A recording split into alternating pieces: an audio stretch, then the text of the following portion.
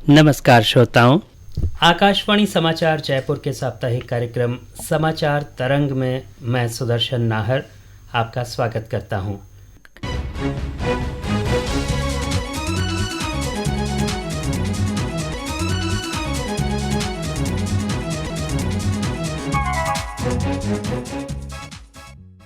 श्रोताओं, प्रदेश में स्वास्थ्य से संबंधित बुनियादी ढांचे को बेहतर बनाने और जनता को स्वास्थ्य के क्षेत्र में विभिन्न सुविधाएं उपलब्ध कराने के लिए भांति भांति के नवाचार किए जा रहे हैं। इन्हीं में से एक है मिशन इंद्रधनुष। मिशन इंद्रधनुष के बारे में और जानकारी के लिए आज हमने स्टूडियो में आमंत्रित किया है डॉक्टर देवेंद्र सौंधी को। आप स्वास्थ्य विभाग में स्टेट नोडल ऑफिसर टीकाकरण हैं। डॉक्टर सौंधी, कार्यक्रम में आपका स्वागत है। सभी श्रोताओं को मेरा नमस्कार। मेरे साथ स्टूडियो में वरिष्ठ संवाददाता डॉक्टर जितेंद्र द्विवेदी भी मौजूद हैं। जितेंद्र जी, आपका भी स्वागत है। नमस्कार सुदर्शन जी, धन्यवाद आपका। डॉक्टर सौंधी, शुरुआत करते हैं मिशन इंद्रधनुष के उद्देश्य और आवश्यकता के बारे में जानकारी से। तो हमारे श्रोता जानना चाहेंगे कि सघन मिशन इंद्रधनुष अभियान क्या है और इसकी आवश्यकता क्यों है। सघन मिशन इंद्रधनुष अभियान 2014 से भारत सरकार द्वारा इसकी शुरुआत की गई और इसमें जो भी हमारे बच्चे टीकाकरण से छूटे हुए रह जाते हैं या जो गर्भवती महिलाएं किसी वजह से टीकाकरण से छूटी हुई रह जाती हैं, हम उन्हें ड्रॉप आउट या लेफ्ट आउट कहते हैं, ये उनके टीकाकरण के लिए और टीकाकरण को सुदृढ़ करने के लिए, जो हमारा बच्चों का टीकाकरण है उसे सुदृढ़ करने के लिए उद्देश्य इसके और भी हैं। टीकाकरण के प्रति लोगों में जागरूकता लाना, टीकाकरण के प्रति जो हमारे डिफरेंट डिपार्टमेंट्स हैं उनके हाईएस्ट लेवल पर उनमें कोऑर्डिनेशन एक डेवलप करना, जिससे कि हम टीकाकरण को और ज़्यादा आगे ले जा सकें और एक समुदाय में टीकाकरण के प्रति विश्वास पैदा करना, ये सारे इसके उद्देश्य हैं। डॉक्टर सौंधी, राजस्थान में इस अभियान के अंतर्गत कौन कौन सी गतिविधियां संचालित हो रही है? इसके 3 चरण हैं। पहला चरण समाप्त हो चुका है, वो 7 से लेकर 12 अगस्त तक हमारा चरण चलाया गया।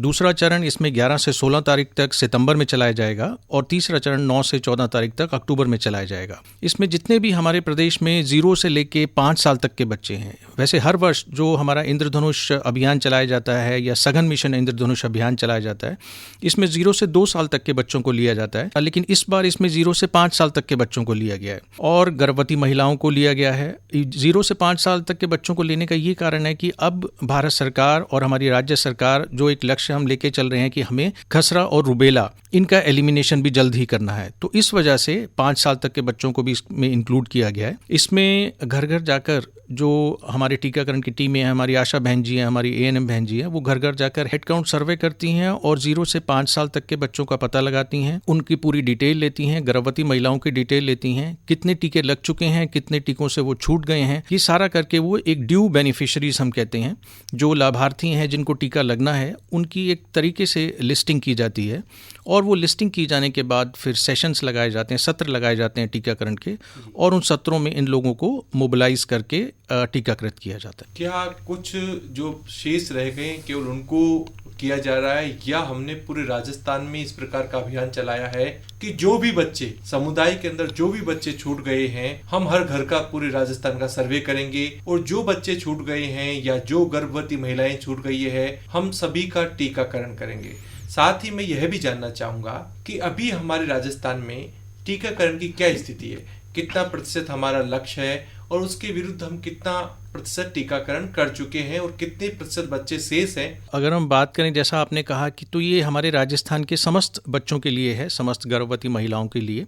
जो भी बच्चे किसी भी वजह से अगर वो छूट गए हैं तो उन बच्चों को हमें तलाश के, उन बच्चों को ढूंढ कर, उन बच्चों को मोबिलाइज करके हम टीकाकरण सत्र पे लाके टीकाकृत करेंगे और कर रहे हैं। और जहाँ तक आपने बात की, हमारा जो हम राजस्थान का अभी तक जो कवरेज है, अगर हम पिछले साल की बात करते हैं तो हमारा 85% के करीब हम लोगों ने अपने बच्चों का पूर्ण टीकाकरण कर लिया था। इस साल अभी तक पिछले महीने तक अगर हम बात करें तो 87% तक, हमारा 87% तक हमने जो फुल इम्यूनाइजेशन का कवरेज किया है, जो कि अच्छा कवरेज है। और हम आगे ये मान के चल रहे हैं कि हम 90% से ऊपर जो अपने बच्चों का टारगेट है टीकाकरण का, उसको लेके जाएंगे। डॉक्टर साहब, आपने बताया कि हम लगभग 90% बच्चों को टीकाकरण अपने टारगेट को लेके जाएंगे। तो यहाँ पर एक सवाल उठता है कि ऐसी कौन सी कारण है जिससे कि अभी भी 10% बच्चे छूट जाते हैं टीकाकरण करवाने से, या महिलाएं छूट जाती हैं और उनका सुरक्षा जो चक्र है वो हमारा कहीं ना कहीं ब्रेक हो जाता है। तो इसके पीछे के कारण क्या है? क्या कोई ऐसे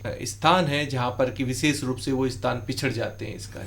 देखा जाए तो ऐसे स्पेसिफिक कुछ एरियाज राजस्थान में नहीं है, बट ये जो बच्चे छूट जाते हैं ये ऐसा नहीं है कि ये बिल्कुल इनको टीके नहीं लगते। जो हम 90% की बात कर रहे हैं उन बच्चों को समस्त टीके लग चुके हैं, और इन 10% में वो बच्चे भी आते हैं जो कि कुछ टीके लगवाते हैं और उसके बाद उनके माँ बाप उनको टीका लगवाने नहीं आते, और ऐसे तो बहुत ही कम बच्चे होंगे जो कि जिनको कि एक भी टीका नहीं लगा। तो ये बच्चों के छूटने का कारण अलग अलग कारण है। कुछ जगह पे लोगों की एप्रीहेंशंस होती हैं कि टीके के बाद बच्चे को बुखार आएगा, इस वजह से वो उसको डिले करते हैं या नहीं लगवाते। कुछ एक जो हमारे नोमैडिक पीपल हैं, जो जैसे कि हमारी कंस्ट्रक्शन साइट्स हैं, जैसे कि हमारे स्लम एरियाज हैं जहाँ पे कि माइग्रेशन बहुत होती रहती है, ये लोग आते जाते रहते हैं, या हमारे ईंट भट्टों पे जो बाहर से लेबर आती है, ये आती है और बच्चों का टीकाकरण कभी करवाती है कभी नहीं कराती, जबकि हमारी तरफ से पूरे एफर्ट्स किए जाते हैं, वहाँ पे सत्र भी लगाए जाते हैं, हमारी तरफ से पूरी आईसी भी की जाती है। जैसे कि आज मैं आप लोगों के साथ बैठा हूँ, आप लोगों ने हमें यहाँ पे इन्वाइट किया, इसीलिए तो ये इस तरीके से हम लोगों में जागरूकता भी लाने की कोशिश कर रहे हैं। कुछ जगह पे थोड़ी बहुत रेजिस्टेंस भी रहती है, लेकिन बहुत ही कम। ये पहले हुआ करती थी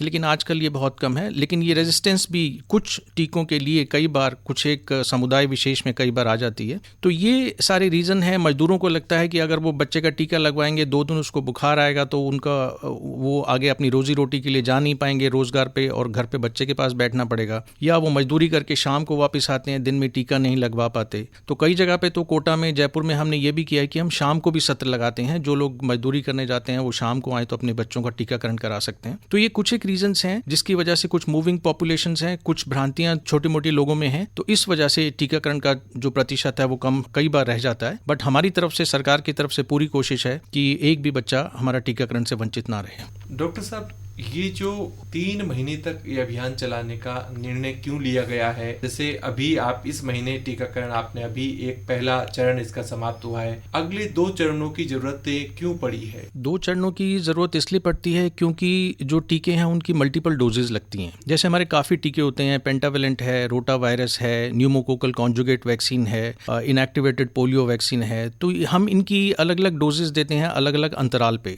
6 हफ्ते पे दी जाती हैं, फिर उसके बाद 10 हफ्ते पे दी जाती हैं, फिर 14 हफ्ते पे दी जाती हैं, फिर 9 महीना कंप्लीट होने पे। तो जिसको मान लो एक डोज लग गई है हमारे प्रथम चरण में, तो उसको सेकेंड डोज लगने के लिए भी उन्हीं बच्चों को हमारे अगले चरण में बुलाया जाएगा, और तीसरी डोज लगने के लिए हम अक्टूबर में 3rd चरण में उनको बुलाएंगे। तो इसी तरीके से 3 चरण चला के हम ये चाहते हैं कि जिन बच्चों का टीकाकरण इसमें शुरू हुआ है तो वो कंप्लीट भी इसी मिशन इंद्रधनुष के अभियान के दौरान हो जाए। जी डॉक्टर साहब, टीकाकरण है वो बच्चों और गर्भवती महिलाओं के लिए बहुत ज़रूरी है, तो ऐसे में इस काम में समुदाय और परिवार का क्या योगदान हो सकता है? आप क्या अपेक्षा रखते हैं समुदाय से, उनके परिवार से? समुदाय से हमारी सिर्फ इतनी अपेक्षा है कि वो अवेयर रहे कि उनके जो छोटे बच्चे हैं उनको टीकाकरण की आवश्यकता है, और टीका लगने से जो वैक्सीन प्रिवेंटेबल डिजीज हैं, कई घातक बीमारियां हैं, उनसे उनके बच्चे की सुरक्षा हो सकती है। टीका लगने से सिर्फ एक बार सुई का दर्द होगा, बच्चे को 1-2 दिन बुखार आएगा, लेकिन वो आगे जीवन भर के लिए उन बीमारियों से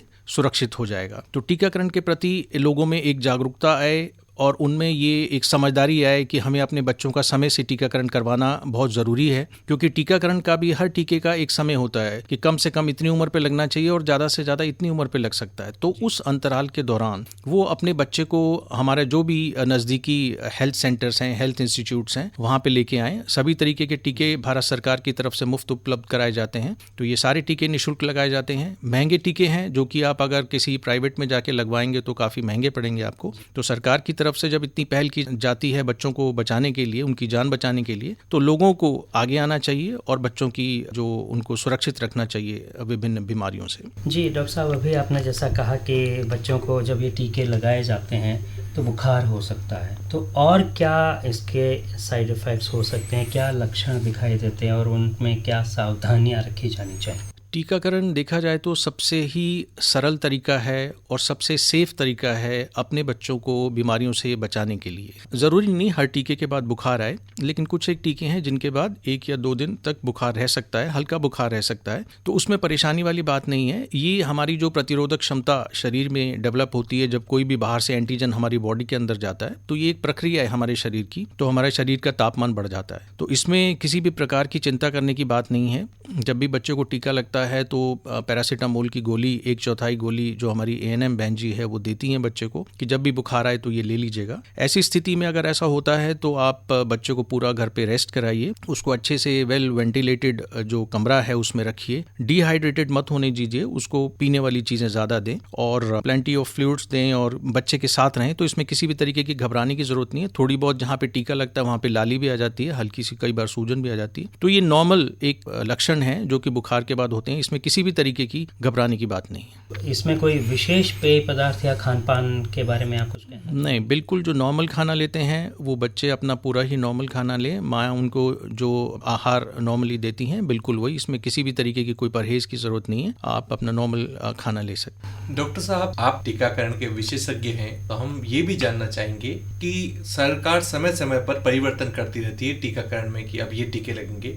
अभी नियमित टीकाकरण के तहत कौन कौन से टीकाकरण गर्भवती महिलाओं और बच्चों को लगाए जाते हैं, ताकि हमारे जो श्रोता हैं उनको जानकारी मिले और वो अपने बच्चों को या गर्भवती महिलाओं को कोई भी टीका लगवाने से ना चुके। जैसे कि हम गर्भवती महिलाओं की बात करते हैं तो जैसे ही महिला गर्भवती होती है तो उसको जो भी पास का हेल्थ इंस्टीट्यूट है वहाँ पे जाना चाहिए और उसको TD का टीका लगाया जाता है। टेटनस और डिप्थीरिया, इन दोनों का मिक्सचर एक टीका लगाया जाता है और इस टीका लगने के पहली खुराक के बाद 1 महीने बाद उसको दूसरा टीका लगाया जाता है। तो इसी तरीके से जो छोटे बच्चे हैं उनको भी जन्म के तुरंत बाद से ही टीके लगने शुरू हो जाते हैं। एक BCG का टीका लगाया जाता है जो कि गंभीर प्रकार की जो हमारी TB होती है दिमाग की, उससे बचाने के लिए BCG का टीका लगाया जाता है, तुरंत बाद लगाया जाता है। और ओरल पोलियो वैक्सीन दी जाती है जो पोलियो जैसी घातक बीमारी से बच्चे का बचाव करती है।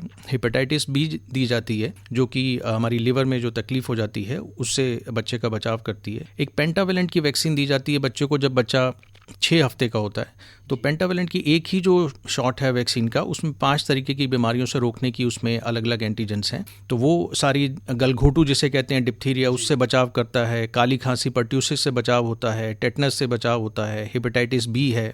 एक हीमोफाइलस इन्फ्लुएंजा टाइप B होता है जो कि हीमोफाइलस से होने वाले निमोनिया, मेनिंजाइटिस, कान का इन्फेक्शन, इनसे बचाव करता है। रोटा वायरस वैक्सीन दी जाती है जो रोटा वायरस डायरिया एक बहुत बड़ा कारण है बच्चों में डायरिया होने का, तो उससे बचाने के लिए। न्यूमोकोकल वैक्सीन बहुत महंगी वैक्सीन है जो कि मेनिंजाइटिस और न्यूमोनिया जो न्यूमोकोकल की वजह से होता है उससे बचाव के लिए बच्चों को दी जाती है। और खसरा रुबेला की वैक्सीन दी जाती है 9 महीना कंप्लीट होने के बाद, जो कि खसरा अपने आप में एक बहुत ही घातक बीमारी है। खसरा और रुबेला दोनों बीमारियों से बच्चों का बचाव करती है। तो इस प्रकार अगर हम देखते हैं तो लगभग 11 के करीब बीमारियां हैं जो कि जिनसे कि जो जानलेवा बीमारियां हैं जो कि वैक्सीन देने से अपने बच्चों को जितने भी अभिभावक हैं वो बचा सकते हैं इन बीमारियों। डॉक्टर सौंधी, टीकाकरण बीमारियों से बचाव का महत्वपूर्ण कवच है, तो आप हमारे श्रोताओं के लिए क्या कहना चाहेंगे इसको अपनाने के लिए? टीकाकरण ये बचाव करता है बीमारियों से, सुरक्षा देता है आपके बच्चे को और प्रतिरक्षा देता है, उसको इम्यूनाइज करता है। तो ये ही आप मान के चलें कि अगर आप लंबी जिंदगी चाहते हैं अपने बच्चे की, स्वस्थ बच्चा चाहते हैं, स्वस्थ रहे, खुश रहे, तो पहला उद्देश्य आपका यही होना चाहिए कि आप अपने बच्चे को जितना जल्दी हो सके जन्म के बाद जितने टीके भारत सरकार द्वारा कहे गए वो सारे टीके